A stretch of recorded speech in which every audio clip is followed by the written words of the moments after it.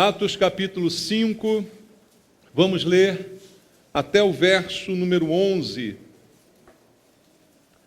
Os irmãos encontraram? Atos capítulo 5, do verso 1 ao verso 11.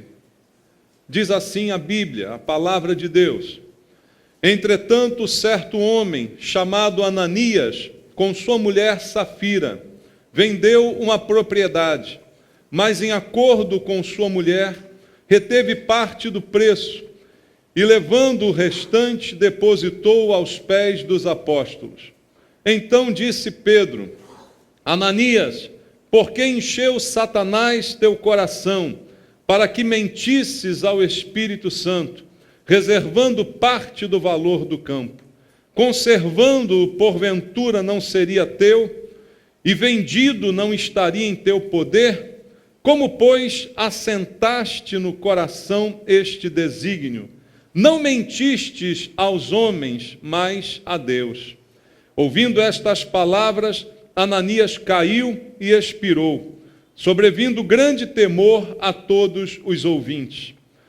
Levantando-se os moços, cobriram-lhe o corpo e, levando-o, sepultaram.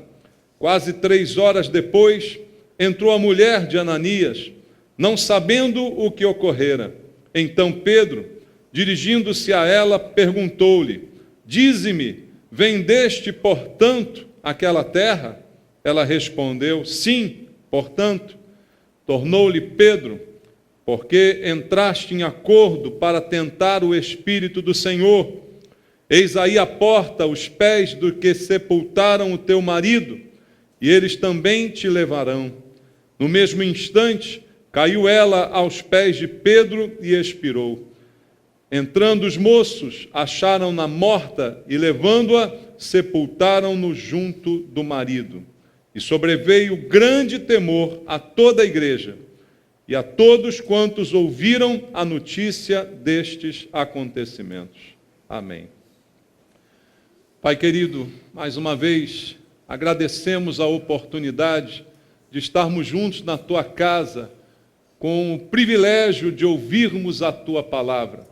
É a Tua palavra que precisamos ouvir esta manhã. Não estamos aqui para ouvir historinhas nem filosofias deste mundo, mas a poderosa palavra que sai da Tua boca, que dirige a nossa vida, que ilumina o nosso caminho. É ela que te pedimos, Pai. Necessitamos de ouvir a Tua voz. Precisamos deste alimento para o sustento da nossa vida. Por isso te pedimos, fala conosco, quebra as barreiras de entendimento, para que todos aqui possam ouvir e entender a Tua palavra, e que eu seja um instrumento em Tuas mãos para transmiti-la. Para isso preciso e te peço a unção do Teu Espírito, para que nesta unção a Tua palavra seja ministrada aos nossos corações. Oramos por isso, em nome de Jesus. Amém. Graças a Deus. Podem sentar, irmãos. Amados, este é um texto impactante e que causou um grande impacto na igreja no momento em que ocorreram estes acontecimentos. Mas esse texto me leva a fazer uma reflexão a respeito do pecado, e mais especificamente o pecado na igreja. Como a gente sabe pela palavra de Deus, pecado é o problema do homem, pecado é o grande mal da humanidade. Toda a humanidade está condenada por causa do pecado. A Bíblia diz que todos pecaram e carecem da glória de Deus. Então o pecado é algo também que iguala todos nós. E quando olhamos o mundo em que vivemos e percebemos que ele está completamente contaminado pelo pecado, que está impregnado na vida de muita gente, isso nos causa estranheza, não é? E a gente percebe, por causa disso, que somos realmente como que peixes fora d'água. Porque apesar de vivermos nesse mundo, a Bíblia diz, não somos desse mundo. E nos surpreendemos com as coisas que acontecem e com o nível de pecado que nos cerca no nosso viver diário. Mas o pecado se torna ainda mais aviltante ou alarmante quando ele é vivenciado, encontrado dentro da igreja. Isso nos choca um pouco mais, não é? Que a gente o encontre no mundo, a gente até espera que isso aconteça. Mas quando o encontramos dentro da igreja, isso certamente mexe conosco. E hoje, irmãos, nós somos igreja do Senhor. E precisamos aprender a lidar com a realidade do pecado quando ele se manifesta dentro da igreja. Ou você acha que nós estamos imunes a essa manifestação de pecado dentro da igreja? Não estamos. O pecado pode estar ao nosso lado aqui, né? Pode estar em nós. Podemos ser os agentes do pecado. E como o pecado deve ser tratado e encarado dentro da igreja? Uma coisa é certa, ele sempre traz prejuízos muito grandes. Sempre traz transtornos para a obra de Deus e para a igreja. E sempre vem para atrapalhar, de alguma maneira, o nosso viver como cristãos. Por isso, não adianta nós ignorarmos o pecado como se ele não acontecesse. Ou fazermos o que o mundo chama de vista grossa, imaginando que ele só acontece na casa dos outros, imaginando que ele só acontece no mundo, não olhando para a nossa casa, não olhando para nós mesmos, não olhando para a nossa igreja. O pecado não pode ser ignorado, porque ele é um problema, e um problema sério, como vemos esse texto aqui, que aconteceu no momento inicial da igreja de Jesus. A igreja estava ainda engatinhando, vamos dizer assim, mas já lidou com o pecado, e de uma maneira tão contundente como o texto nos revela. Uma coisa que temos que entender é que a igreja pertence a Jesus. Amém, irmãos? A Bíblia diz que ele é o cabeça da igreja, e a igreja é o corpo. Nós somos o corpo de Cristo. E por isso Cristo cuida do seu corpo, cuida da sua igreja. E o cuidado de Cristo inclui, inclusive, às vezes, a limpeza desse corpo, não é? Como a própria palavra de Deus diz para nós. Essa igreja retratada no livro de Atos, aqui no capítulo 5, como eu disse, é a igreja inicial. É a igreja que está se formando, que está crescendo, que está aumentando em números. O evangelho está sendo transmitido, as pessoas estão se convertendo e agregando-se ao corpo de Cristo. E era um período de muito crescimento. Se você ler os capítulos anteriores do livro de Atos, você vai ver o que Deus estava fazendo nessa igreja. Primeiro, as conversões aos milhares, né, a partir da pregação de Pedro no dia de Pentecostes. 3.000 pessoas se convertem. Depois, dia a dia, a Bíblia diz, o Senhor vai acrescentando os que iam sendo salvos. A igreja vai aumentando cada vez mais. A comunhão entre os irmãos vai aumentando. A Bíblia chega a dizer que a igreja contava com a simpatia do povo em redor, que a igreja era reconhecida como um organismo em que havia vida e as pessoas eram simpáticas à igreja. Elas experimentavam uma comunhão entre os irmãos, as pessoas se ajudavam mutuamente. Veja em que ambiente a igreja estava vivendo quando essas coisas aconteceram. Ela estava em franco crescimento, era uma igreja que crescia todo dia, dia a dia. Deus acrescentava gente nova àquele corpo. O corpo estava em processo de formação e de crescimento. E talvez até por causa disso, ela tenha sofrido esse revés. Porque, segundo o texto aqui, há uma obra de Satanás no que aconteceu. O nome dele é mencionado pelo apóstolo Pedro. Exatamente por causa do crescimento da igreja. Exatamente por causa da expansão do corpo de Cristo. Satanás se levanta contra a igreja, tentando de alguma forma desestabilizar a igreja, de alguma forma confundir a igreja, provocando discórdia, desunião. Alguma coisa ele está tentando fazer, até por causa do crescimento da igreja.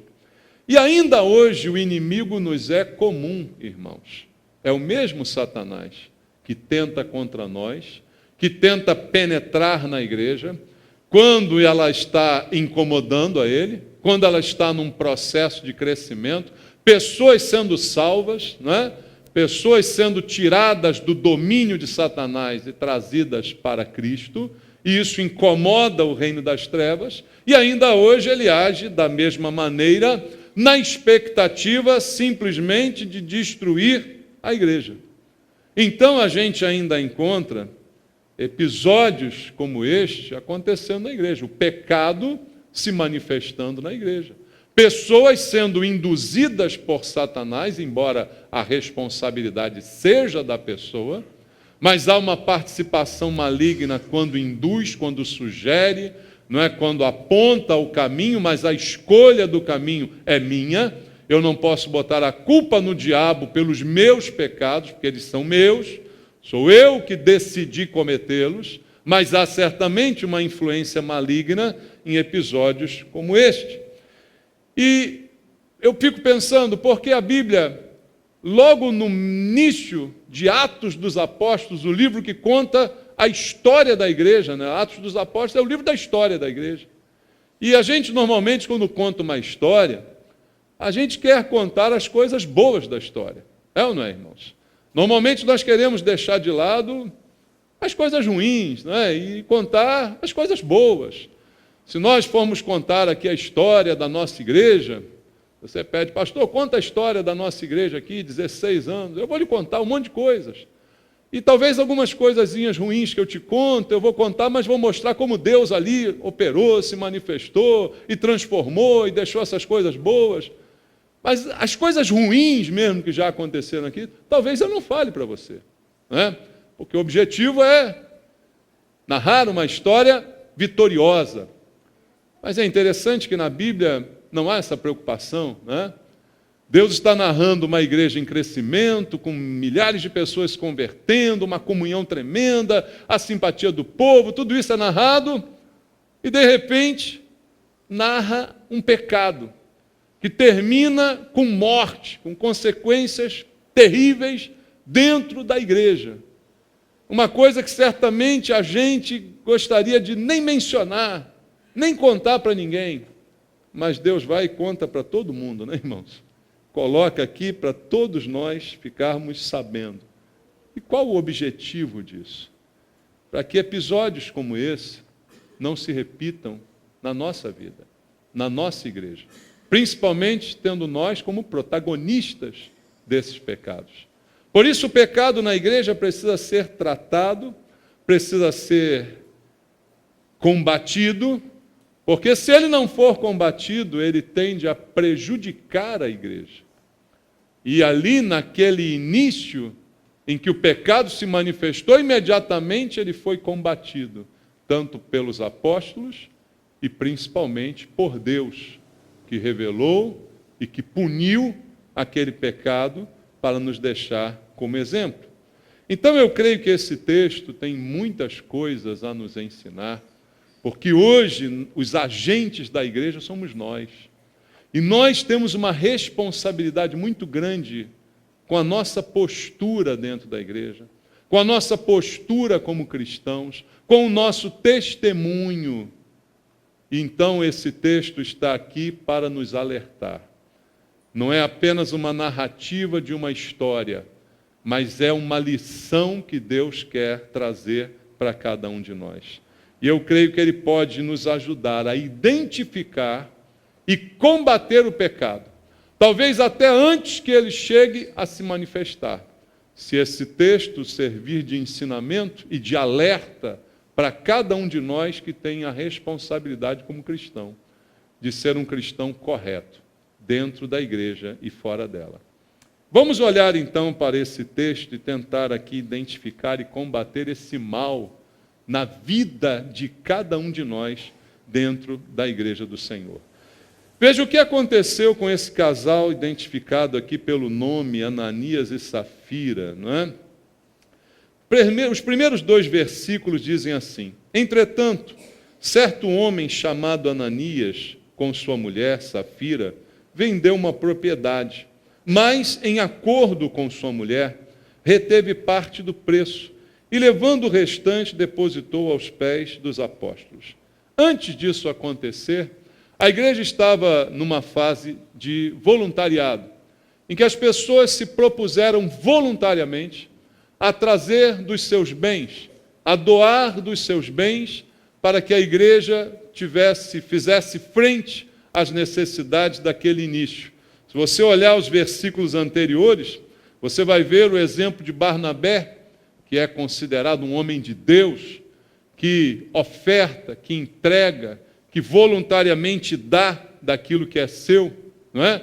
E outros mais exemplos que a Bíblia traz no capítulo 4, em que voluntariamente as pessoas, atendendo a uma direção de Deus, trouxeram dos seus bens e depositavam aos pés dos apóstolos para o sustento de muitos irmãos que vieram até de fora e que estavam ali agora morando em Jerusalém, frequentando aquela igreja, que precisavam desse sustento.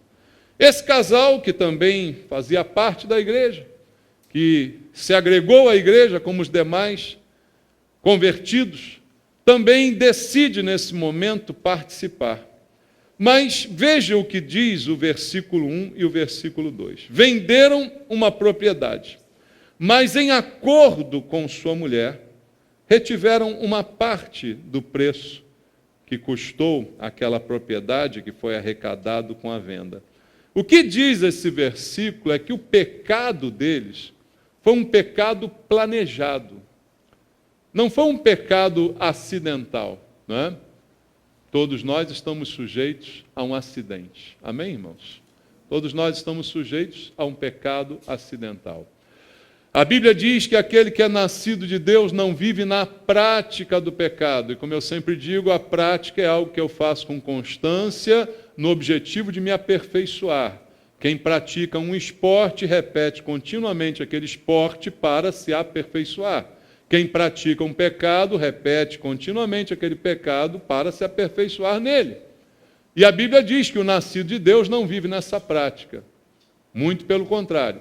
Mas, segundo diz o apóstolo João, ele ordena à igreja: filhinhos, não pequeis, todavia, se pecardes, por acidente, por uma obra, sei lá, de um descuido seu, você ainda tem um advogado, diz João, e o nome dele é Jesus Cristo, que te defende, cujo sangue foi derramado em prol dos seus pecados. Então, a gente ainda pode entender que acidentalmente podemos pecar, mas o pecado de Ananias e Safira foi um pecado premeditado, foi um pecado planejado. Diz a Bíblia no versículo 2 que eles entraram em acordo. Ele entrou em acordo com a sua mulher. Eles combinaram o que iriam fazer. Eles combinaram qual o discurso que teriam juntos. Eles combinaram a mentira que seria contada em conjunto, para falarem os dois a mesma história. Foi então acordado entre eles. Primeiro alerta que isso traz para nós: cuidado, irmão, com quem você entra em acordo. Às vezes nós pecamos porque entramos em acordo com determinadas pessoas, porque sentamos juntos com determinadas pessoas.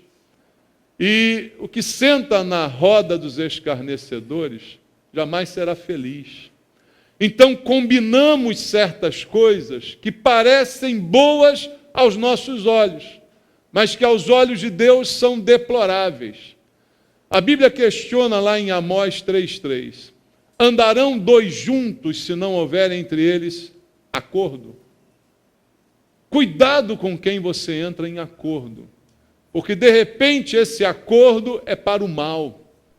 Preste bem atenção com quem você se associa, porque esta associação pode estar te levando para longe de Deus e para a consumação do pecado. Eu imagino esse casal em casa combinando. Olha, está todo mundo aí vendendo alguma coisa, entregando para a igreja. Eu acho que vai ficar meio mal se a gente não participar disso.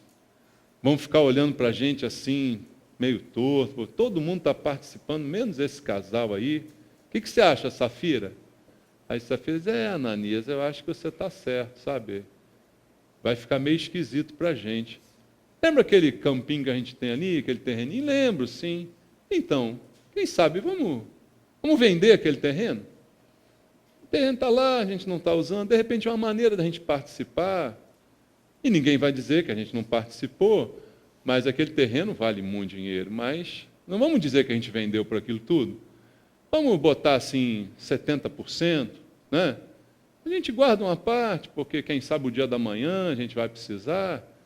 E eles começam a combinar entre eles o que fariam com o resultado da venda. Ou seja, já estavam combinando qual seria a história, qual seria o argumento, para que ficarem bem com todas as pessoas e maquinaram aquele pecado. Concordaram em mentir, mas veja, foi uma mentira em parte, não é? Venderam. Vão dar. Agora, venderam por tanto? Não. Venderam um pouco mais de tanto. Então é uma mentirinha, né? É uma meia-verdade. E você sabe que uma meia-verdade é uma mentira inteira. Sabe ou não? Sabia disso? Se você não sabia, fique sabendo agora. Uma meia-verdade é uma mentira inteira. E foi assim que o Espírito Santo considerou, não é? Talvez no advogado, diante do juiz, muitos atenuantes fossem considerados, e a pena fosse reduzida, porque o juiz diria, mas eles deram alguma coisa.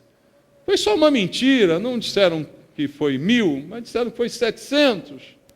Então, não é tão grave, há um atenuante, dá uma pena alternativa, entrega umas cestas básicas, presta um serviço comunitário, está tudo bem. Mas engraçado que para Deus a pena foi de morte. Você parou para pensar nisso? Porque a mentira, irmãos, a mentira é a única coisa que a Bíblia atribui paternidade ao diabo. João 8,44 diz que o diabo é o pai da mentira. É a única coisa que ele criou, que ele inventou, foi a mentira, irmãos. E aí não importa se é pequena, se é grande, se é uma mentirinha, se é uma meia-verdade. Uma meia-verdade, como eu disse, é uma mentira completa. Porque houve o desejo no coração deles de parecerem bem diante dos homens, de ficarem bem na fita, como o pessoal costuma dizer, né? Está todo mundo entregando, a gente vai entregar também, mas ninguém precisa saber que a gente não fez com um coração inteiro como todos os outros estão fazendo. O que importa é que vão ver a gente indo lá na frente e entregando alguma coisa. É isso que está em jogo. Não a integridade, não a inteireza, não a verdade do coração. E esse foi o início do problema desse casal. Um pecado planejado, combinado, maquinado. Por que Deus está nos dizendo isso?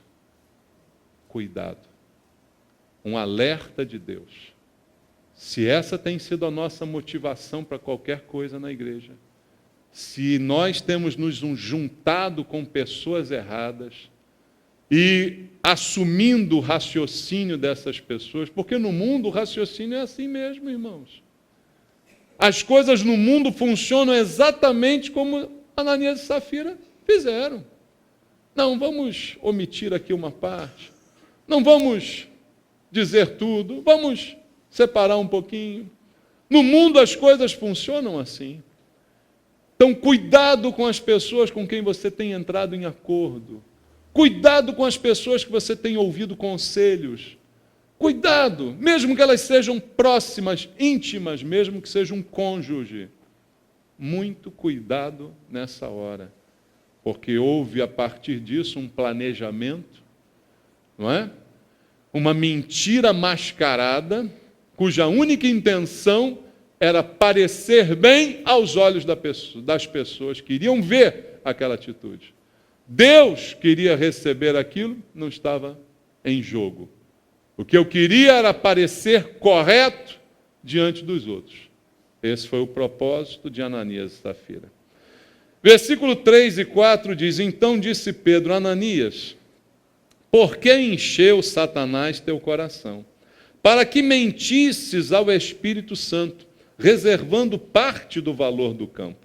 E aí Pedro diz: conservando, porventura não seria teu? Vendido, não estaria em teu poder?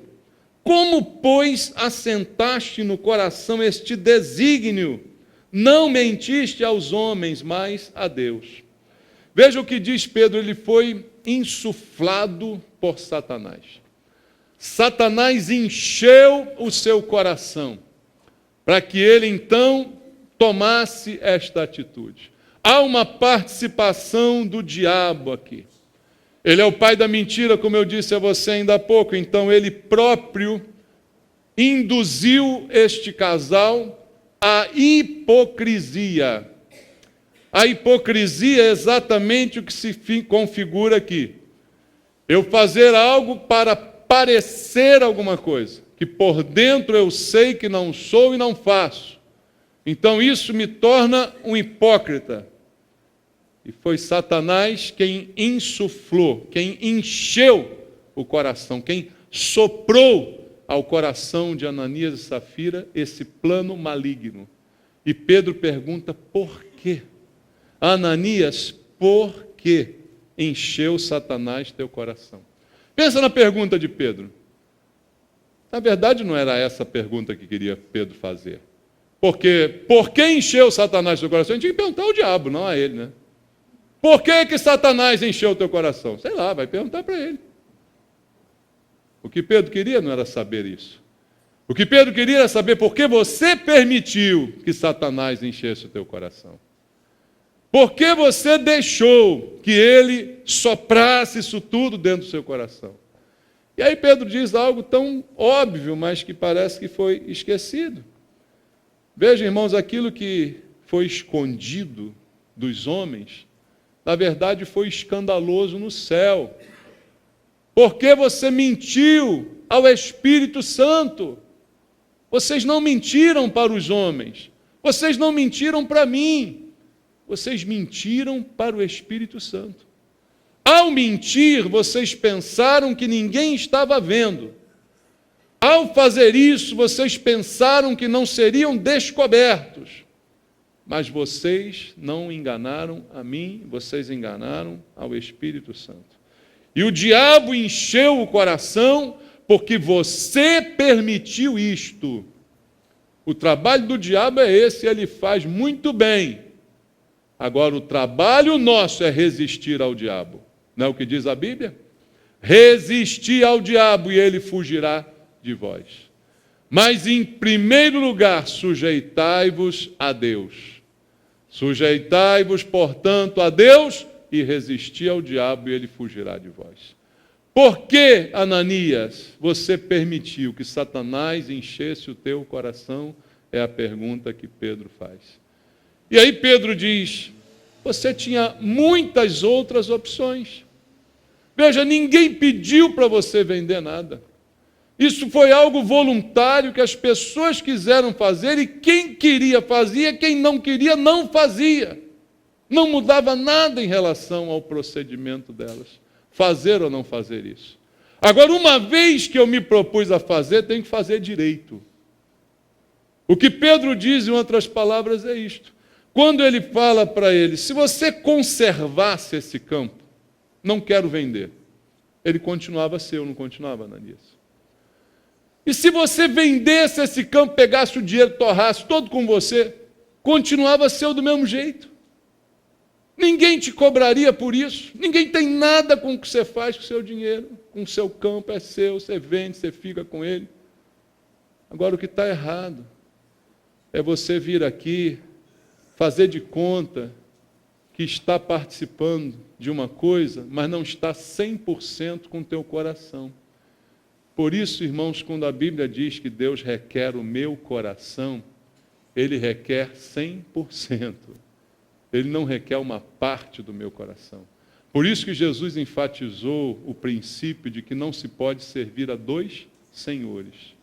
Não se pode servir a Deus e às riquezas, como disse Jesus. Porque o coração fica contaminado e preso. Aquilo que eu me apego, eu fico preso. Então, Ananias e Safira quiseram unir o útil ao agradável. Não, vamos participar para a gente mostrar que a gente é crente, para a gente ficar bem nos olhos de todo mundo. Deus não importa, o que importa são o que os outros dizem de nós, o que os outros veem em nós, e a gente vai dizer que foi uma coisa, mas foi outra, ninguém vai ficar sabendo. Mas o que o texto me ensina é o que é escondido dos homens, é escancarado no céu.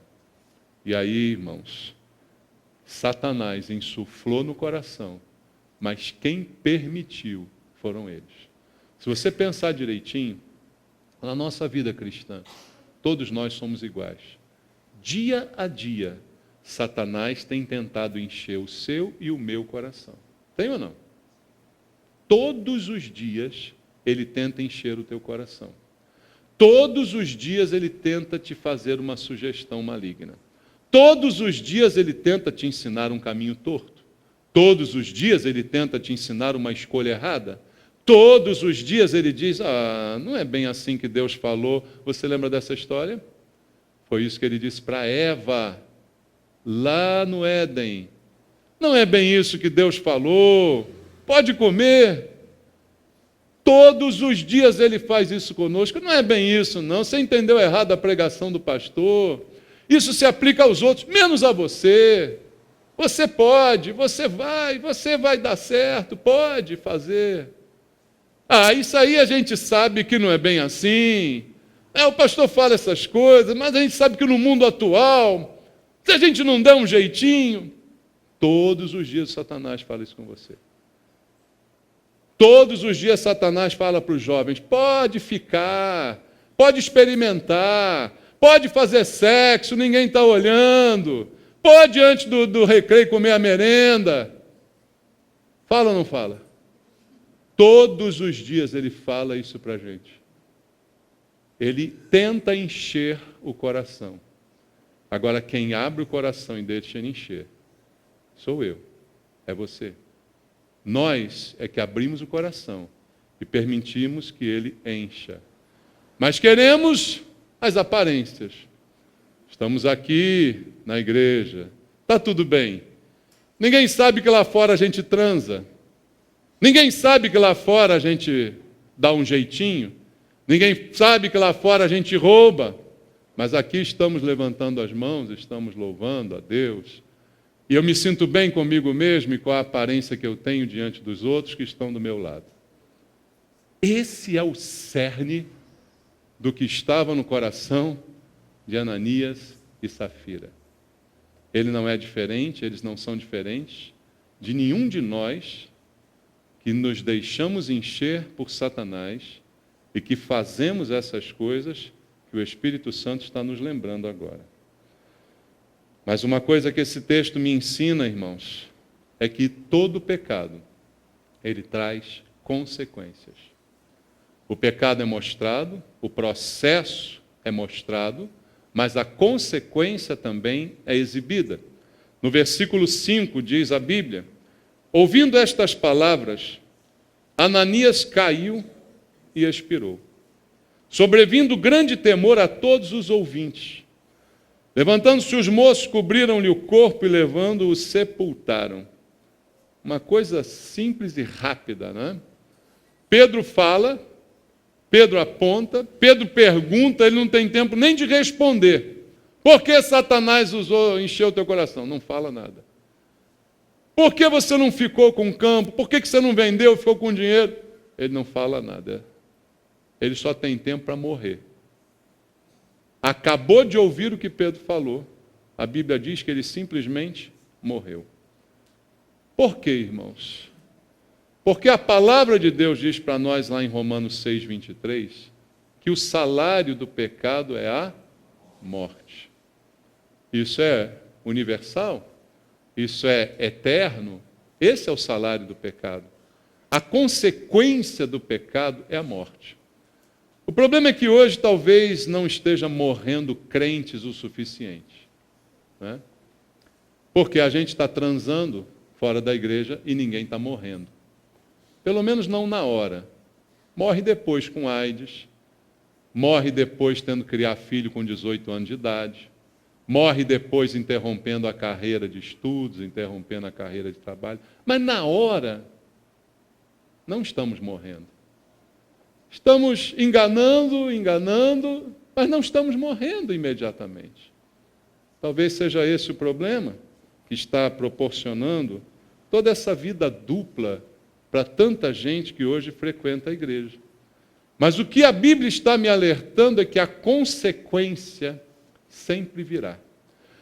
Mesmo que ninguém tenha visto, mesmo que não tenha sido descoberto, mesmo que não tenha vindo à tona, a consequência virá, porque o salário do pecado é a morte.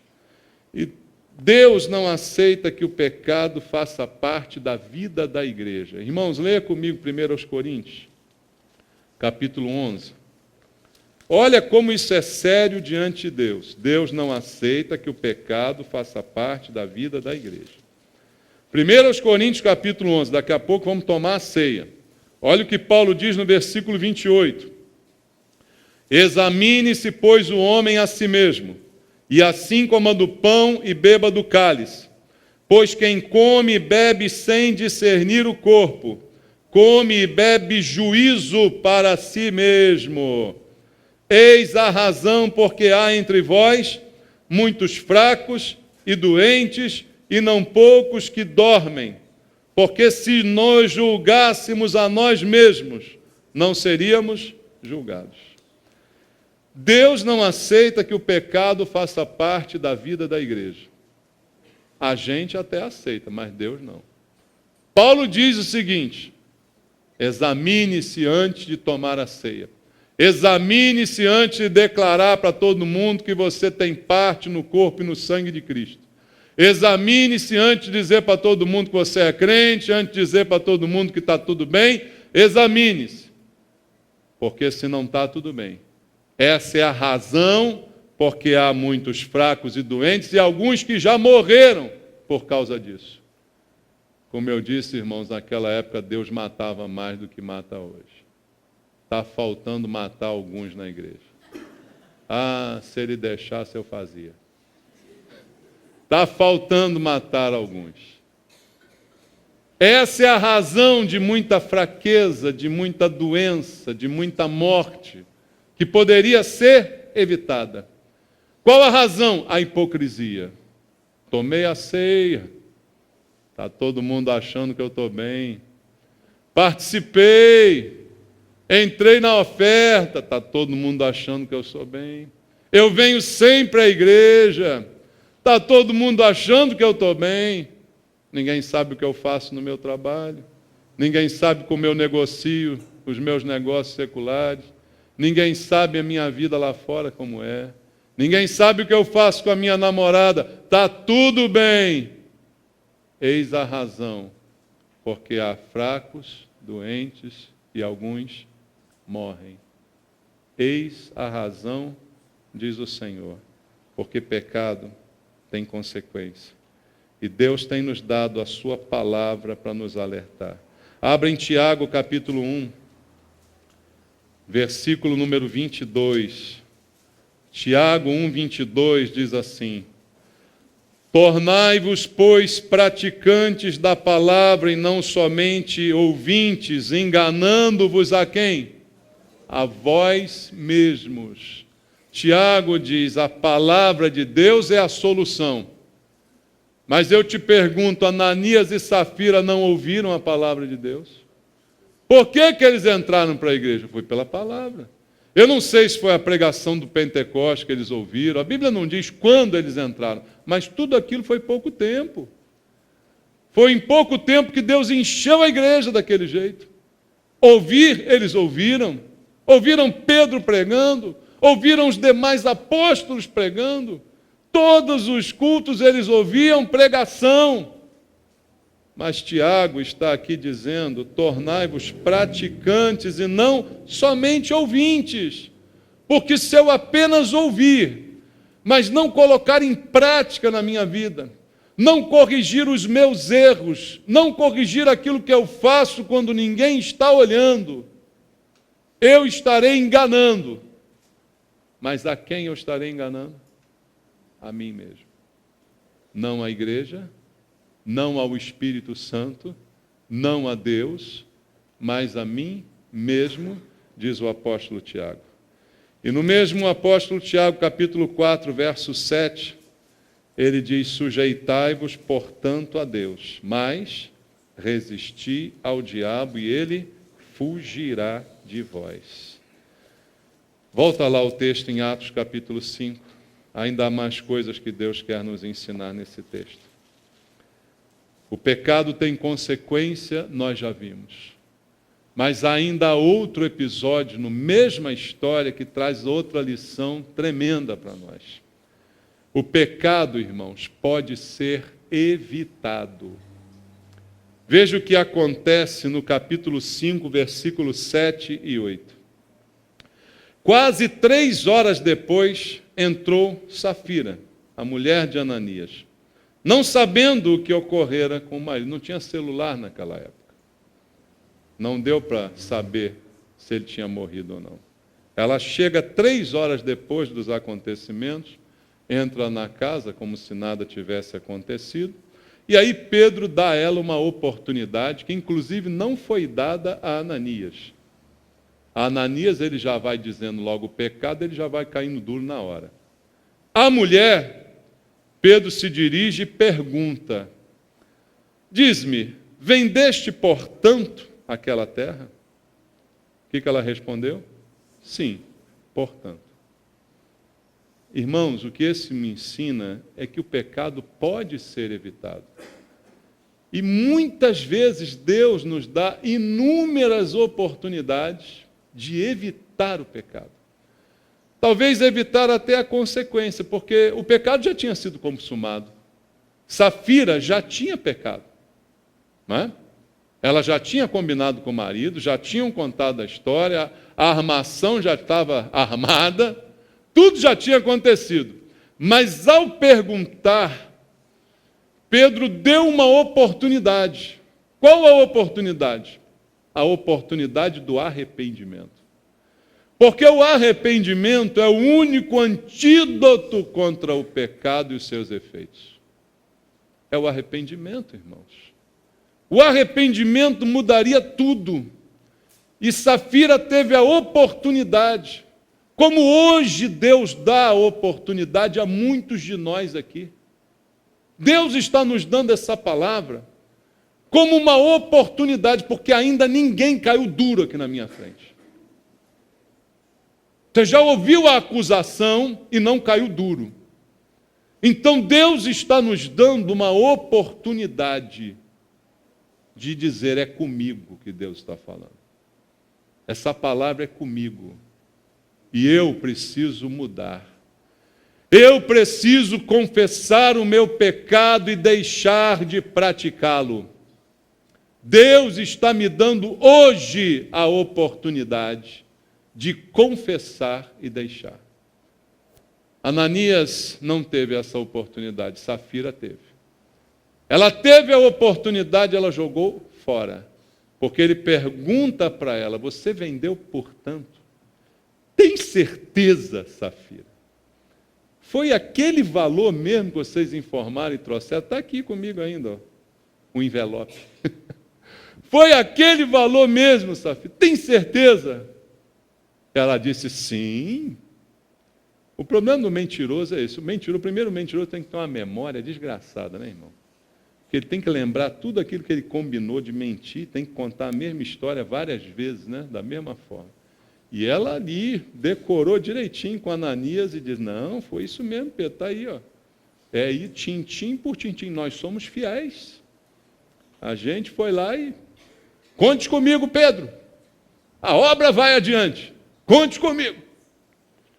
Ela teve a chance, irmãos, de se arrepender. Ela não sabia o que tinha acontecido com o marido. Ah, e se ela soubesse? Aí não tinha graça, né? Já sabe, aí qualquer um se arrepende, né? Ó, tem aqui um tiro para dar na sua cara. Você arrepende? Claro, me arrependo de qualquer coisa nessa hora. Não, né? Com a espingarda calibre 12 apontada para a cara, aí você se arrepende. Ela não sabia. E porque ela não sabia, ela achou que eles também não sabiam, que ninguém sabia, porque estava escondido, estava combinado, estava tudo certo. Ela simplesmente diz não. Irmãos, o Senhor sempre nos dá uma oportunidade. Mesmo depois do pecado, a oportunidade do arrependimento. Por que Deus não deu a Ananias? Não sei, pergunta para Deus quando chegar lá. Sabe por quê, irmãos? Uma coisa interessante que a gente às vezes não atenta. Nós sempre gostamos de dizer que qualquer pecador tem jeito. Mas eu cheguei à conclusão que isso não é verdade. Nós sempre gostamos de dizer que Deus transforma qualquer pessoa. A gente olha para o exemplo do rei Manassés, já preguei aqui, né? O pior cara da Bíblia é Manassés. Não tem outro pior que ele. E ele clama no final da vida, se arrepende, Deus vai lá e perdoa. Depois, se Deus salvou Manassés, salva qualquer um. Mas eu preciso analisar melhor essa afirmação. Existem algumas pessoas que não têm jeito. Que isso, pastor? Existem. As que não querem se arrepender. Essas não têm jeito.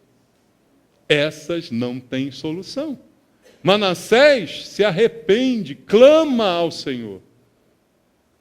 Mas existem algumas pessoas que não querem se arrepender. E essas não têm jeito. E Deus, como é onisciente, sabe todas as coisas, a Ananias não deu nem essa chance. Deus já sabia que ele é um daqueles que não quer se arrepender. Mas a ela ainda foi dada esta oportunidade. E ela, da sua livre e espontânea vontade, recusou a oportunidade. Veja o que diz a Bíblia, irmãos, em Isaías capítulo 55, versículo 7. Isaías, o profeta, capítulo número 55, no versículo número 7, está escrito assim: Deixe o perverso o seu caminho, o iníquo os seus pensamentos, converta-se ao Senhor, que se compadecerá dele, e volte-se para o nosso Deus, porque ele é rico em perdoar. Deus dá uma chance. Deus é rico em perdoar. Deus diz: converta-se.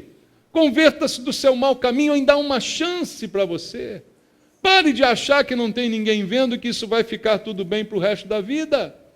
Pare de achar que o tempo vai apagar. Converta-se de todo o teu coração e volte-se para Deus, porque Ele é rico em perdoar. Então, o que esse texto me ensina é que eu não posso perder uma oportunidade como essa, porque talvez seja a única. Leia 1 de João, irmãos, capítulo 1, verso 9. 1 de João, capítulo 1, verso 9 diz: Se confessarmos os nossos pecados, Ele é fiel e justo para nos perdoar os pecados e nos purificar de toda a injustiça. Mas tem um se. Qual é o se? É confessar. A única coisa que Safira não fez foi confessar. Foi pagar o mico, a vergonha de confessar. De chegar para Pedro e dizer: Pedro, eu vou te dizer, olha, não importa se foi ideia minha, se foi ideia do Ananias, foi nossa ideia. A gente mentiu. Não foi isso não, a gente vendeu por tanto. Eu acredito que o destino dela teria sido outro. Porque se confessarmos os nossos pecados, Deus é fiel e justo para nos perdoar. E o que diz a Bíblia lá em Provérbios 28, 13? Aquele que encobre os seus pecados, jamais prosperará. Mas o que os confessa e deixa, alcança o quê? Misericórdia. Como eu disse, não alcança prêmio, não alcança aplauso, não alcança reconhecimento, alcança misericórdia. Porque o salário do pecado é a morte. E se Deus deixa de matá-lo, ele não ganhou nada de mérito, ele ganhou misericórdia. Deus não deu o que ele merecia, porque ele confessou e ele deixou a prática daquele pecado. Então, a lição também que esse texto me dá é que há jeito ainda para você e para mim. há solução para nós. Há alternativa para a gente.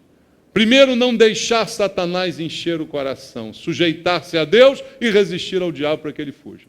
E segundo, já que o coração se encheu, já que o pecado foi consumado, pare de fazê-lo. Ah, já comi a merenda, pare de comer. Pare de fazer. O que importa não é, agora já foi feito mesmo, de passar um boi, passar uma boiada. Pare agora de fazer. Volte-se para Deus, se arrependa. E Ele é fiel e justo para te perdoar. Ele é fiel e justo para te restaurar. Mas enquanto continuar como se nada tivesse acontecendo, o que te espera é o salário do pecado. E como eu disse aqui outro dia em pregação, salário é algo que a gente faz por merecer. A morte é merecida. É o salário que é pago como consequência. Em último lugar, capítulo 5, volta lá, versículo 9 e 10, a consequência final. Tornou-lhe Pedro, porque entraste em acordo para tentar o Espírito do Senhor. Está aí à porta os pés do que sepultaram teu marido, eles também te levarão. No mesmo instante caiu ela aos pés de Pedro e expirou. Entrando os moços, acharam-na morta e levando-a, sepultaram-na junto do marido. Irmãos, pecar contra o Espírito Santo e testar para ver até onde chegar é um risco muito grande, que é melhor a gente não correr. A gente vai pecando e vai testando, igual criança. Você já teve filhos pequenos? Ele começa a desobedecer aos pouquinhos, né? Para ver até onde vai a tua paciência. Ele bota a mão assim devagarzinho, na cristaleira. Diz, menino, tira a mão daí. Aí daqui a pouco ele pega o cálice de cristal, aí balança. Diz, menino, tira a mão daí. Enquanto você não dá ele uma tapa bem dada, ele vai destruir aquela cristaleira todinha. A gente é assim. A gente vai testando para ver. Não morri, não levei uma tapa, não me cortei, não me dei mal, não me estrepei. Então eu vou um pouquinho mais, eu vou um pouquinho mais, eu vou um pouquinho mais. Irmãos, fazer isso com o Espírito Santo é muito perigoso. Há um risco muito grande. Há o risco de se tomar um caminho sem volta. Alguns caminhos têm volta, outros não têm mais. Lembra da Bíblia, quando a Bíblia diz, há pecado que não é para a morte, por esse ore, mas há outros que são para a morte, por esse não adianta orar. Há caminhos que não têm volta, irmãos. Leia comigo Marcos, capítulo 3, versículo 28.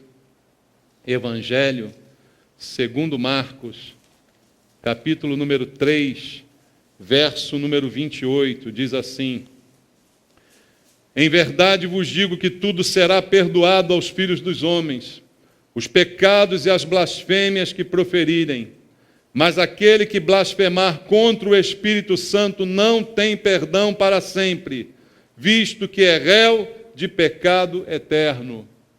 Blasfemar contra o Espírito Santo é provar a Deus dessa maneira, é negar, é mentir a Ele como mentiram Ananias e Safira, queridos. É tentar enganar e fazer de conta que nada está acontecendo. Para ele se tornou um caminho sem volta. Dali foram direto para o cemitério, da onde não tem volta. E para terminar, o conhecimento desses acontecimentos, a Bíblia diz que produziram um grande temor na igreja. Por duas vezes isso é dito, versículo 5 e verso 11. Leia comigo. Verso 5, ouvindo estas palavras, Ananias caiu e expirou, sobrevindo grande o quê?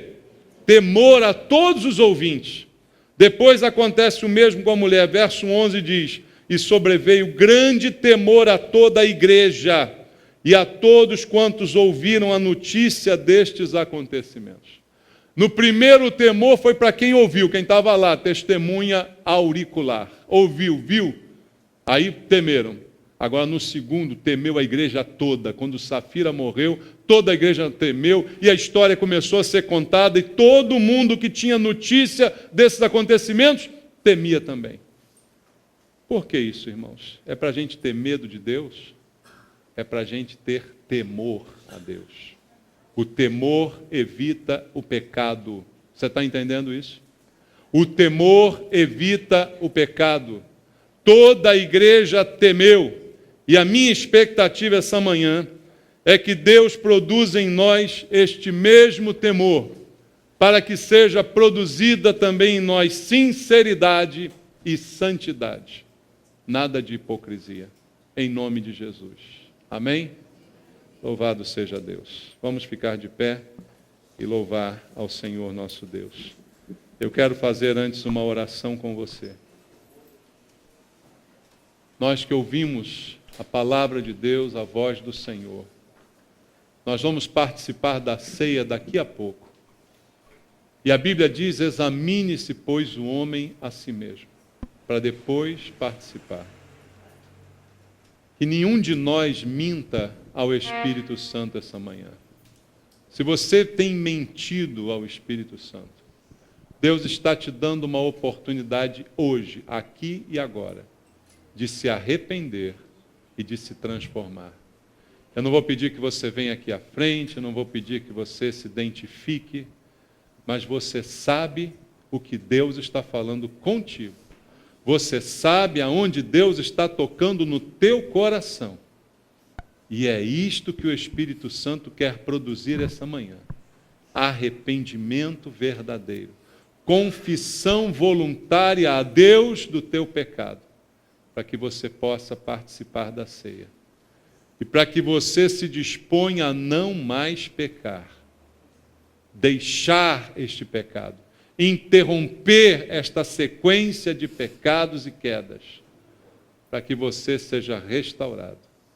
Para que essa hipocrisia vá embora da tua vida.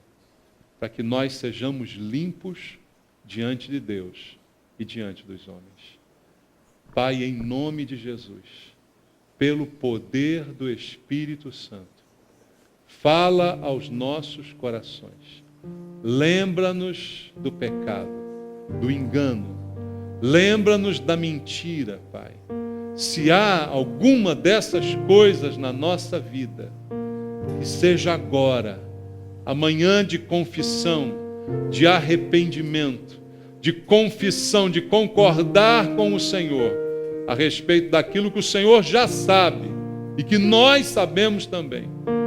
Mas agora queremos falar contigo, para que isso não mais se repita em nossa vida.